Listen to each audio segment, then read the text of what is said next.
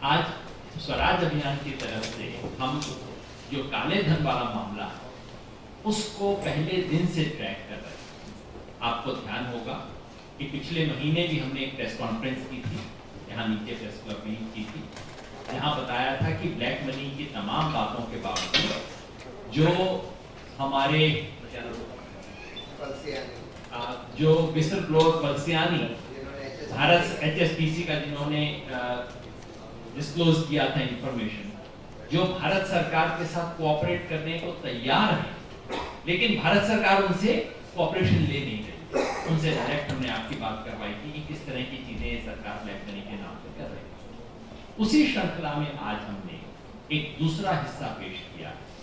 कि banking sector के जो लोन्स हैं उसका कितना बड़ा हिस्सा डूब रहा है।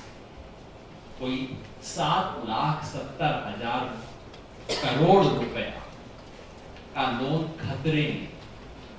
जिनमें से कोई 2.25 लाख रुपए का लोन डूब चुका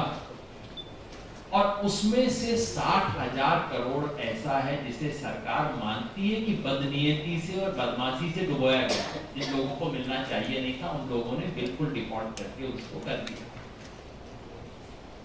जब इसकी हम जांच करते हैं कि ऐसा क्यों हुआ, जनता का इतना पैसा क्यों डूबा, तो हमने 7 केस आपके सामने रखे हैं जो बताते हैं कि जब ये लोन दिए गए तो बिल्कुल स्पष्ट था कि ये लोन या तो दिए नहीं जाने चाहिए थे या रिस्ट्रक्चर नहीं किए जाते थे। इन लोन्स को सरकार ने खुद अपनी गाइडलाइंस को और फाइनेंशियल प्रूडेंस के बेसिक नियमों का उल्लंघन करते हुए साफ साफ क्रिमिनल चीजों का पता लगने के बावजूद,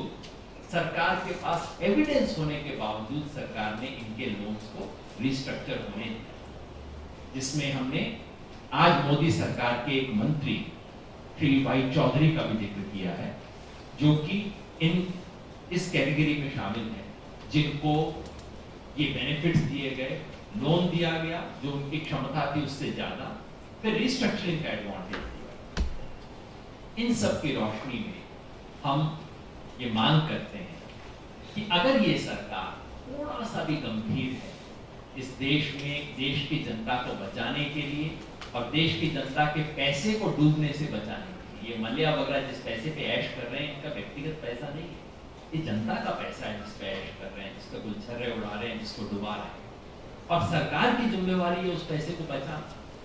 अगर सरकार जिम्मेवार है, गंभीर है, तो हमने 7 कदम बताए जो कि न्यूनतम करने चाहिए।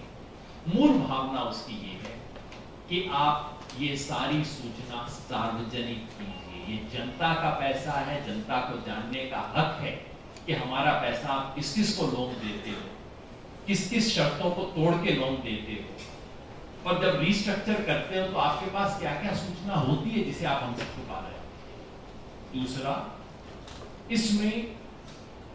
जिन लोगों ने जानबूझ के जनता के पैसे के साथ खिलवाड़ किया है, डुबाया है,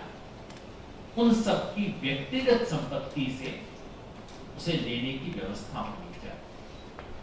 तीसरा, इन सब की जांच होनी चाहिए, कैसे हुआ, किस परिस्थिति में हुआ और किसमें लेन देन के कारण हुआ।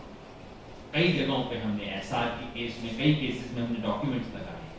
जहां बिल्कुल साफ है कि ये लेन देन के रिश्ते से इन लोन्स को एक्सटेंड किया जा रहा है, अन्यथा कोई कारण नहीं है इनको लोन मिलने का और डेट रिस्ट्रक्चरिंग का।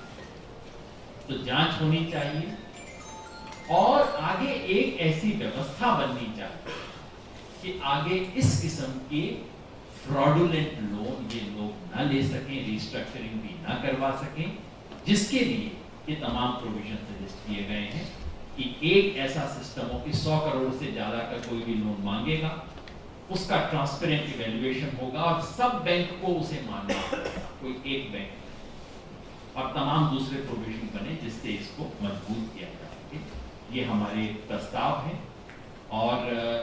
ये मामला सिर्फ बैंक की टेक्निकलिटी का नहीं, आप समझ रहे हैं कितना बड़ा अमाउंट यहाँ इन्वॉल्व है। अगर 7,70,00,000 रुपया खतरे में है तो आप समझ जाइए भारत सरकार तमाम वेलफेयर स्कीम्स पे जितना पैसा खर्च नहीं करती साल भर में, उससे ज्यादा पैसा ये अकेली मत जितना पैसा इन्वॉल्व।